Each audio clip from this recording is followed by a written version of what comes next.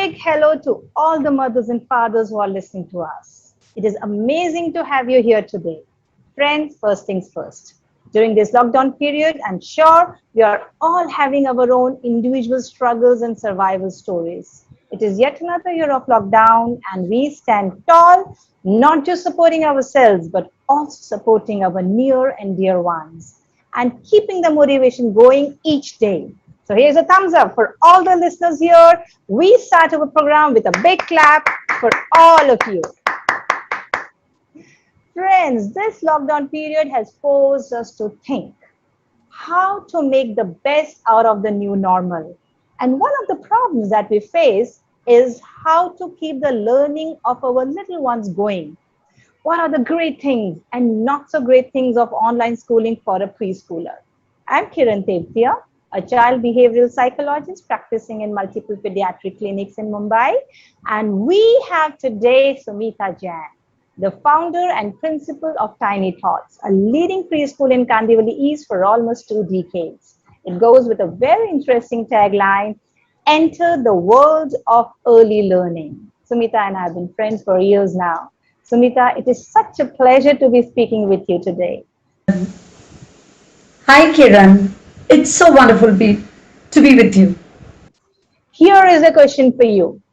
This is the second year for your preschool in the lockdown. So how does the 18 years of traditional schooling versus the last 1 year of online schooling look to you? Yes, Kiran, you have a very good question that how were we able to uh, conduct the online sessions after 18 years of traditional schooling? I would say that Kiran, I saw an opportunity in this difficult time. And there were 3 things which we adopted and that really made us sail the whole pandemic period very beautifully. The first thing was we were able to use those techniques which technology was giving us. Our entire sessions were a beautiful blend of not only orals but a lot of PPTs and videos that made all the children glued to the screen. Secondly, the interactive sessions. They were due to small batch sizes. We were able to give a lot of individual attention to children, so they never missed that offline. That they are not with the teacher. Our words touched them, although we couldn't touch them. And third, and again a very beautiful strategy that we adopted were 2 teachers or 3 teachers in each sessions, or they were interacting, they were enjoying with each other in such a way that children didn't realize they are learning from it. So we dramatized and children learned from it. So basically, because of these strategies and new techniques, children were adapted as well as the parents, they were adapted to this new normal. Lovely. How the parents got fit in. It's so nice to hear. And especially from the educationalist point of view in terms of what's going on. You know, Sumita, I often get to hear concerns from the parents. Like my child is not looking at the screen or is not paying attention to what the teacher is showing. So my question to you is, as a teacher, is that what you're expecting the child to do? And even in a classroom setup, are all the children really sitting at one place and looking at the board all the times? Yeah, Kiran. They were really very disturbed in the beginning and very apprehensive. But we had a solution for everything. If there is a problem, there is a solution. But if the problem is solved at the right time, in the right way, that problem never mounts up. It never becomes bigger. So was the problems of our parents. We, at a regular interval, had the parent-teacher interactive sessions where they came up with the problem with their child. So irrespective of all the of other children, we gave them beautiful solutions, very simple solutions, which made them very affirmative about this new mode of learning. Secondly, we had a lot of sessions, seminars by some professional educationalists as well as counselors who could really take out some hidden problems from inside, and they found a solutions for them in those seminars. So, and last but not the least, we were always open to any query, any blocked problems, and we could counsel them any part of the day. The moment the parents came up with a problem, they never had to wait. We answered it and we solved it no matter whatever time it was. So that again played a very important role in making parents really comfortable and really affirmative about this new mode of learning. So parents, you heard right from the horse's mouth. Take a deep breath and relax. As what Sumita put in, the child is learning immaterial of whether he or she is seated at one place or moving all around the room.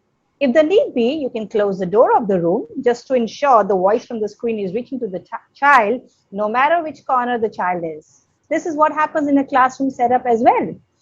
And there's a little tip on how you can keep the interest of your child going on in the online schooling.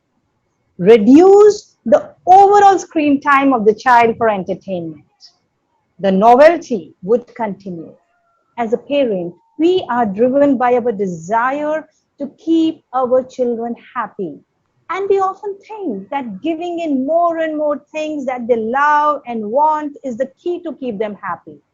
The fact is, it is a balance between fulfilling the needs most of the times and the wants some of the times. So when the screen time is primarily given during online schooling, it keeps the interest of the child alive in doing something different from the routine. So Sumita, there is one peculiar dilemma that this new mode of schooling has put many parents into. Parents are exposed to what their child is doing, and they're also exposed to what other children and their parents are doing. Now that often, so wonderful parents' mind. Like the other parents are speaking on behalf of their children. So should I start helping my child? Or the other child responded immediately to the teacher's call, and my child doesn't even show interest in showing her drawing to the teacher. So essentially what they feel is there a problem with my approach or with my child? So Sumita, what are your expectations in the class? What is the role that you want the parents to play here? Oh, the parent's role when the online session is going on. Very interesting. I'm waiting to answer this. Yes, you're right that parents, they come across a lot of confusions, they come across a lot of comparison also when the online sessions are going, which is very, very normal and natural. But here, a very important thing that I would like to tell to everybody is that, see, when there is a clapping going on, it's two hands are required. So we, the teachers, and this is the parent. When we join together, here we get the maximum and the best results. So during these sessions, we expect the parents that they should be very, very careful about the mood, the place, as well as the normal psychology of the children to be a little more prepared than in the routine thing. Whenever the online session is about to start, yes, the parents need to put the child into that mode by some friendly talks and making them prepared by saying that, wow, teacher is coming to you, you will be able to see your friends, there will be so many new activities. So that creates a desire in the child's mind. And when a child sits with a desire, yes, his receptivity is 200%. we need to be a little more careful about the silence in the place where the child is sitting, so that the child is able to hear and interact with us beautifully. During interactions also, sometimes the parents feel that, if they prompt the answer, it will be adding to the child's confidence. But however, this doesn't works. On the contrary, we expect that when a child is interacting individually, as he is in the offline school, so the child should think and answer on his own rather than being prompted. So that stimulates and triggers his brain rather than getting always the ready-made answers. So yes, I think there is a little responsibility at the side of the parents, and if they do it beautifully, I think it would be great because we are giving them best and they will receive the best. Very true, very true. And for little ones, thinking happens more and learning happens more when the pressure, overall pressure, is not around on them. So I Yeah. really hope, parents, that this takes off the pressure on you of performing during your child's online schooling. Your child will learn immaterial of your level of academic participation during the classes. So supportive, yes. Guidance, yes. Modeling, very nice. Forcing, no. Comparing, absolutely not. So, friends, we really hope hearing all this from Sumita, an educationalist, and myself, a child behavior psychologist, is giving the required boost to your confidence to better help your child. Remember, we are all in it together. Sumita, one last question. Today, we stand in yet another year of lockdown. There are many parents who wonder, should I or should I not enroll my little one to a preschool during this time? Should I rather homeschool my child? So what are your thoughts about it? Yeah, whether online classes will be beneficial for me or not, this is a very big question that is coming up to all the minds. But I would say that we people are giving the live structured learning for the children. We people are helping the skill development of the children. We people are offering a great support to the parents who are so busy with the hygiene, with the food, with the health of the child. We are offering them a program which is taking a complete care of their mental, their cognitive, their gross as well as fine motor control. We are we are giving with through our time, through our talent and tool, we are giving children the best in this in this difficult time basically.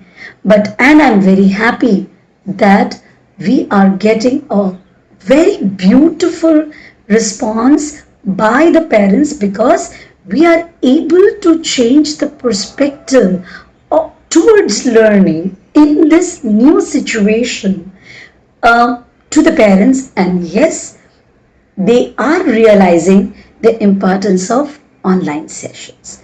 They have realized that we are giving things which they could not probably would do it so beautifully, because they don't want, now they have realized that they do not want to waste this strategic, or I would say the most crucial period of their learning.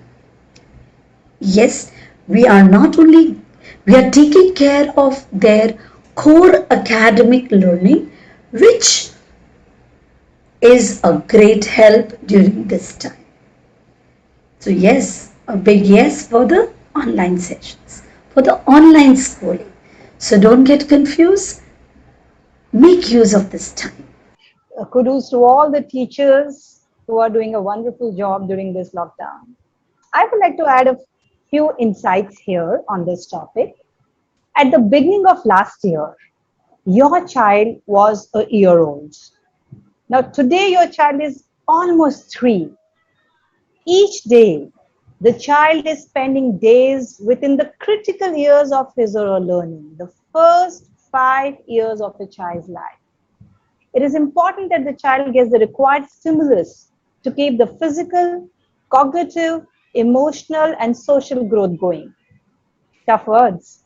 The child needs to be presented with enough age appropriate complexities and problem solving instances to learn frustration tolerance and adaptability skills. And most importantly, they need a high level of structure, the structure which Sumita was talking about, in their daily routine to keep a sense of predictability going. That makes young children feel safe and secure. Subscribing to a pedagogically appropriate and structured program helps a family to keep the stickiness to the routine going and to keep your child an age and development appropriate initiation into academic learning. So all the lovely moms and dads, just in case if you're looking for some tips on how to make the online mode of schooling easier on you and your preschooler, here are 8 points. First, make it feel special. Spend time in the evening the way you would be spending time when you are physically sending your child to the school. You pack the bag, you look out for the books, look for the pouch. So spend some time taking out the dress to wear, packing bag, filling water bottle, putting in small dry snacks. That will make it keep the special feeling about the event going. Second thing, avoid rushing in the morning. Plan the sleep in a manner that the child is able to get full night sleep and is able to get up 1 or 2 hours before the school starts. Each day have the same place for the class and go through the morning routine with love and not rush. Thirdly, give child more immersive experience. So what it means is having a wider screen to project the class and having an external speaker for clarity of voice instead of using a headphone. Yesterday, I was watching a webinar, and the moment I switched to playing it on a TV instead of my phone, I could feel more engaged in what was going on. So if this is what can happen to an adult, you can imagine how effective it can be for your child. Further, have a few interactive things like maybe chalk, a board, some paper, some crayons, whatever the child needs is what Sumita had shared to increase the chances of the child being around where you are. So it is okay throughout the class, child is only manipulating with the things you have kept. All right. Fourth, and very important, and especially which can help build an amazing connect of yours with your child. That is, become the peer your child needs at this point of time. And follow the instructions given by the teacher without pushing the child to follow. Remember, children learn as much from mimicking by observing you. So when the teacher says stand up and dance to the music, you do it without looking at your child to do it. Your child will either follow or will as much learn from observing you intermittently. Or if teacher says color the circle, take one paper for yourself, leave one paper for the child, guide the child to participate and not force. And with full enthusiasm and creativity, finish your task and show to the teacher. Fifth, keep the overall environment conducive for learning. We can't have another person watching TV in the same room, playing music, playing with toys, talking on phone. So you may want to shift to another room in that case. Sixth, very important, especially for really young children. Don't run behind the child or drag the child back if he or she goes away from the screen. If the need be, like I said before, you could keep the door of the room closed so that the child is in the same room.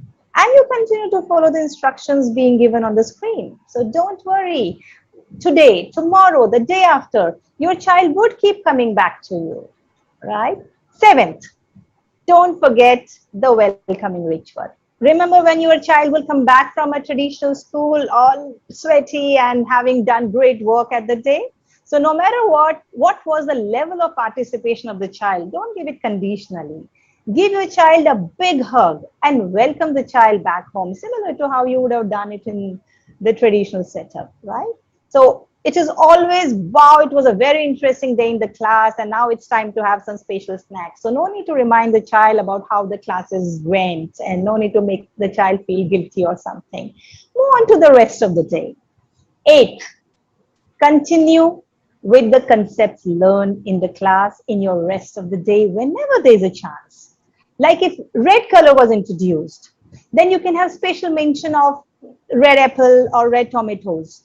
So when the child starts seeing a connect with the real world, the information becomes knowledge and then insights and concretizes. Finally, truly enjoy the class. Relive your childhood and let it be a connect moment between you and your child instead of a disconnect moment. This is a stage more of seeing the fun in learning to learn. So, friends, we are at the end of this program. Sumita, it would be great to have closing notes from you. Kiran, it was indeed a enlightening tips that you had provided us, so beautifully penned, and I think they are so easy to apply. So, yes, thank you everybody. Thank you, Kiran.